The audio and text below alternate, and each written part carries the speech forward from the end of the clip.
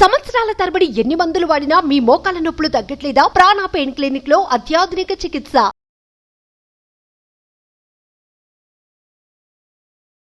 నేను doctor Jagadish Kumar Kanukuntla, senior consultant physician, continental hospitals, Gachibowli, Hyderabad.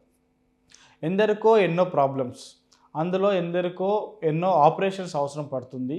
కొందరికి appendix surgery అవసరం పడుతుంది, గాల్ బ్లాడర్ రిమూవ్ చేయాల్సిన అవసరం పడుతుంది, ఇంటెస్టైన్ అబ్స్ట్రక్షన్ జరిగినప్పుడు సర్జరీ చేయాల్సి వస్తుంది, ఫ్రాక్చర్ అయినప్పుడు సర్జరీ చేయాల్సి వస్తుంది. ఈ విధంగా ఎన్నో అవసరాలకి, ఎన్నో ప్రాబ్లమ్స్ సాల్వ్ చేయడానికి ఆపరేషన్ చేయాల్సిన అవసరం వస్తుంది. సో ఎప్పుడైతే ఎవరైతే ఆపరేషన్ చేయించుకోవాలి అనుకుంటామో ఆ ఆపరేషన్ కోసము మనము ఫిట్గా ఉన్నామా లేదా అన్నది చూడడం జరుగుతుంది. మనకిచ్చే మత్తు ఇంజెక్షన్, అవసరమైన మత్తు ఇంజెక్షన్, ఈ ఆపరేషన్కి అవసరమైన మత్తు ఇంజెక్షన్ ఇవ్వడానికి కావలసిన ఫిట్నెస్ మనలో ఉందా లేదా అనేది ముందుగానే టెస్టులు చేసుకొని, ఎన్ని రకాల బ్లడ్ టెస్టులు కానీ, ఈసీజీ కానీ, 2D ఎకో కానీ చేసుకొని మనము ఫిట్గా ఉన్నాము, మనలో ఈ మత్తు ఇంజెక్షన్ ఇవ్వచ్చు, ఈ మత్తు ఇంజెక్షన్ ఇచ్చి ఆపరేషన్ మనం చేసుకుంటే తర్వాత మనకు ఈ ఆపరేషన్ వల్ల మనకి ఏ కాంప్లికేషన్స్ రావు అన్నది నిర్ధారించుకున్న తర్వాతనే ఆ వ్యక్తిని ఆ ఆపరేషన్ చేసే డాక్టరు, ఆ మత్తు ఇచ్చే డాక్టరు థియేటర్లోకి తీసుకొని మత్తుని ఇచ్చి ఆపరేషన్ చేస్తారు. ఇలా చూసుకునే క్రమంలో ఒక ముఖ్యమైనది మనం చూసుకోవాల్సింది షుగర్.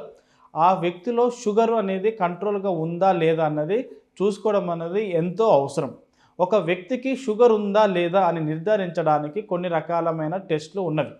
సో ఒకవేళ అది ఒక వ్యక్తికి ఎనీ టైం ఎప్పుడైనా సరే ఒక ల్యాబొరేటరీకి వెళ్ళి నాలో షుగర్ ఉందా లేదా అని తెలుసుకోవడానికి ఇచ్చే టెస్ట్నే ర్యాండమ్ బ్లడ్ షుగర్ అంటాం.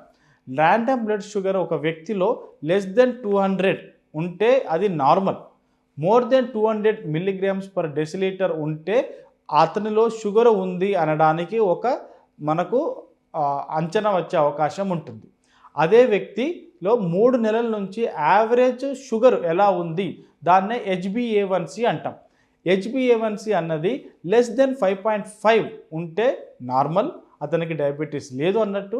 5.8 నుంచి 6.4 మధ్యలో ఉంటే దాన్ని ప్రీ డయాబెటీస్ అంటాము. మోర్ దెన్ 6.5 ఉంటే కనుక డయాబెటీస్ రేంజ్లో ఉందన్నట్టుగా చెప్తాము.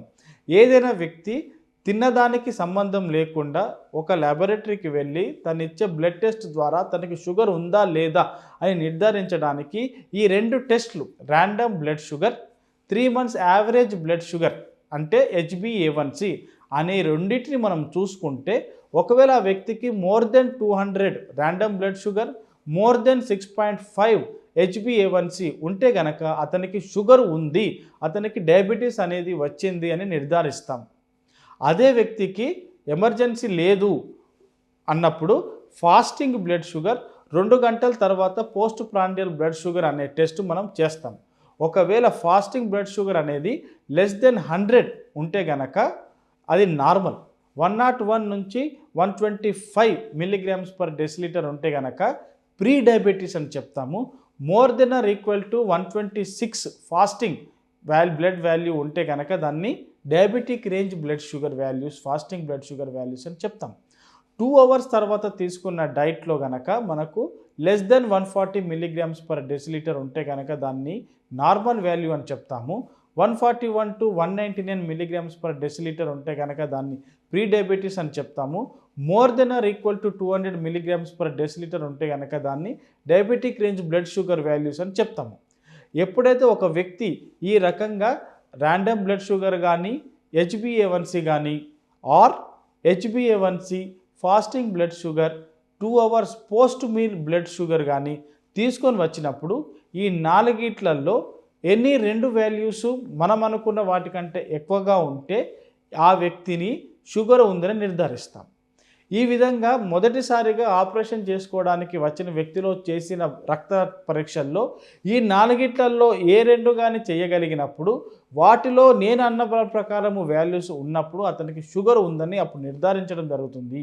ఆ షుగర్ అనేది కంట్రోల్లో ఉందా లేదా అన్నది మనకు తెలియాలి అనుకుంటే HbA1c <6.5 ఆర్ <7 ఉండడం అన్నది కంట్రోల్లో ఉన్నట్టు. HbA1c మోర్ దెన్ 6.5 ఆర్ 7 ఉంటే షుగర్ అన్నది కంట్రోల్లో లేదని ఒక విధంగా మనం చెప్పచ్చు. మోర్ దెన్ 9 ఉందనుకోండి హెచ్బిఏవన్సీ, చాలా సివియర్గా అన్కంట్రోల్ షుగర్ ఉందని మనం చెప్పాలి. ఒక వ్యక్తి ఆపరేషన్కి వెళ్ళడానికి చేసే ఈ రక్త పరీక్షల్లో షుగర్ని ఎంత ఉంటే మన ఆపరేషన్కి తీసుకోవచ్చు అని నిర్ధారణలోకి రావాలి అనుకున్నప్పుడు ర్యాండమ్ బ్లడ్ షుగర్ అన్నది less then 200 milligrams per decilitre ఉండడం అన్నది మంచిది. హెచ్బిఏవన్సీ అన్నది లెస్ దెన్ 7 ఉండగలడం అన్నది మంచిది. ఫాస్టింగ్ బ్లడ్ షుగర్ అన్నది మినిమం లెస్ దెన్ 130 ఉంటే కనుక అది మంచిది. 2 hours post meal blood sugar అన్నది less than 180, at least less than 180 ఉండడం అన్నది మనం ఆపరేషన్కి తీసుకుంటే కనుక ఆ వ్యక్తిలో ఆపరేషన్ జరిగిన తర్వాత ఈ షుగరు ఉండడం వల్ల కలిగే కాంప్లికేషన్స్, ఏదైతే మనకు ఆపరేషన్ చేసినప్పుడు ఇచ్చే ఇన్సిషన్ వూండ్ కానీ, సూచర్ చేయడం వల్ల కుట్టడం వల్ల జరిగిన వూండ్ కానీ హీల్ అవ్వకుండా ఉండే పరిస్థితి ఉండకుండా అది మంచిగా హీల్ అయ్యి అతనిలో తొందరగా ఆ ప్రాబ్లం తగ్గి కాంప్లికేషన్ రాకుండా ఉంటుంది. ఎప్పుడైతే షుగర్స్ అంతకంటే ఎక్కువగా ఉంటాయో, ఒకవేళ ఆ సర్జరీ అన్నది ఎమర్జెన్సీ కాకపోతే షుగర్స్ అన్నవి చెప్పిన వాటికంటే కూడా కంట్రోల్కి తీసుకొని వచ్చిన తర్వాతనే ఆపరేషన్ చేసుకోవడం అన్నది ఎంతో అవసరం.